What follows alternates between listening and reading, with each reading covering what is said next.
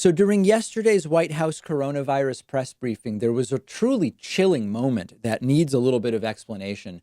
Donald Trump at one point literally stepped up to the podium and would not allow Dr. Anthony Fauci to answer a question about hydroxychloroquine or chloroquine, this one of many possible therapeutic treatments for coronavirus that is currently being tested. And instead of explaining the whole backstory first, I'm just going to play the video for you, and then I'm going to give you the whole story after that. Also weigh in on this issue of hydroxychloroquine. What do you think about this, and what is the medical evidence? That question? Yeah. Well, I Maybe love to hear from 15, the doctor. 15 times. You don't have to ask. He's your medical expert, correct? He's answered that question 15 times. Dr. Fauci, why are you not wearing a face mask? So Dr. Fauci stands there looking uncomfortable, and Donald Trump makes it clear Dr. Fauci doesn't have to answer, meaning Dr. Fauci should not answer that question. And then another question gets yelled up. So what is this all about? So here's the backstory. Trump has been talking about hydroxychloroquine for a while now as a possible game changer, the big possible cure for the virus. And the truth is, it's one treatment that is being tested.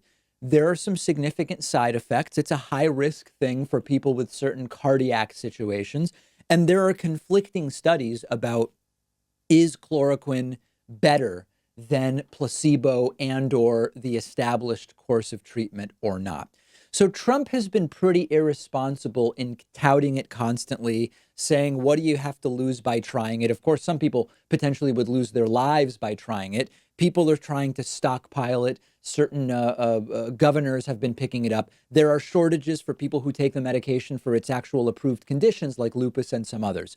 Now, every time Fauci has been asked about it in the past, he will say something like, listen, it's a good drug for some conditions. We don't have any data yet that says it is actually effective for coronavirus. We need proper randomized controlled trials for using this medication on COVID-19, period. But when I saw this and I saw Trump immediately jump in and prevent Dr. Fauci from answering the question, I suspected there was more to it.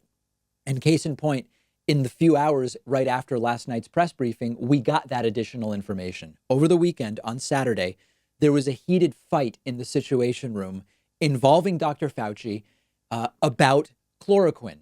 And one of Donald Trump's bomb throwers, Peter Navarro, was fully in it and apparently furious with Dr. Fauci. So this happened Saturday afternoon. Mike Pence was there. Dr. Fauci was there. Dr. Birx, Jared Kushner, Chad Wolf, Stephen Hahn, and indeed Peter Navarro was there. He's a right-wing economist and big-time Trump brown-noser.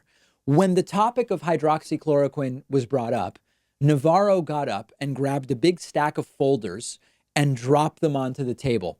And everybody started looking at the papers in the folders. And Navarro said, here are copies of studies that show that clearly chloroquine works to treat coronavirus. And Navarro was pushing for the Trump administration to talk about it. Just talk about it like it works. Talk about it like a proven treatment. This was too much for Dr. Fauci. And Dr. Fauci rightly said, this is anecdotal. This is not data. These are not RCTs, randomized controlled trials. This is irresponsible. We can't go out and promote this like a treatment. Studies that have been done have no or poor control groups. There are studies that say this does not work. So Dr. Fauci is trying to do what a doctor does, not succumbing to political pressure from a right-wing economist, which is what Pete Navarro is. This apparently set off Pete Navarro. He started angrily pointing to the pile of folders, saying that's science, not anecdote. Navarro raised his voice, accused Dr. Fauci of trying to prevent Trump's travel restrictions, which is crazy since Dr. Fauci from the beginning praised those travel restrictions.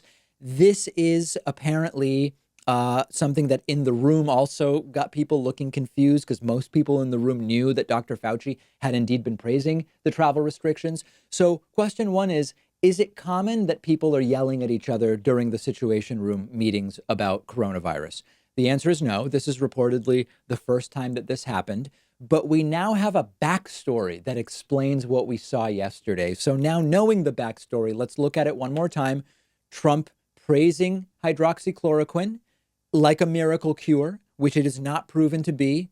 Reporter tries to get Dr. Fauci to comment, and Dr. Fauci not allowed to answer the question. You also weigh in on this issue of hydroxychloroquine.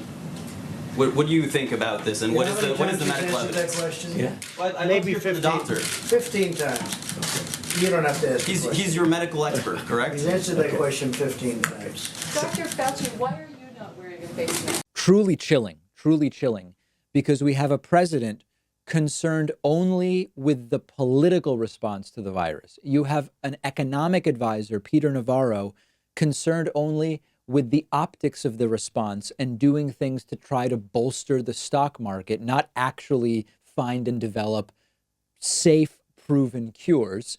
And you now have a doctor literally being silenced by Trump on the world stage during a press briefing.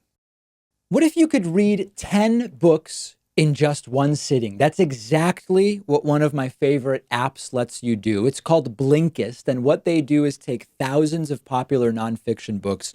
They condense them down into text or audio that you can consume in 15 minutes. Blinkist makes sure that you're getting all of the important core insights from each book. So it's perfect for exploring a book you otherwise wouldn't have time for. If there's a full book you're thinking about buying, you can use Blinkist to get a sample first. Just think how much you can enrich yourself by being able to soak up an entire nonfiction book in just 15 minutes. I recently checked out the book Podcast Marketing Strategy by Daniel Rolls and Kieran Rogers, and so useful, so particularly applicable to what I'm doing. Really recommend it. Blinkist has books on politics, philosophy, science. They have 27 different nonfiction categories, and a subscription is only about $8 a month, and you get the entire library. But you can try it totally free and get 25% off a subscription when you go to Blinkist.com/Pakman. I've put the link right underneath this video.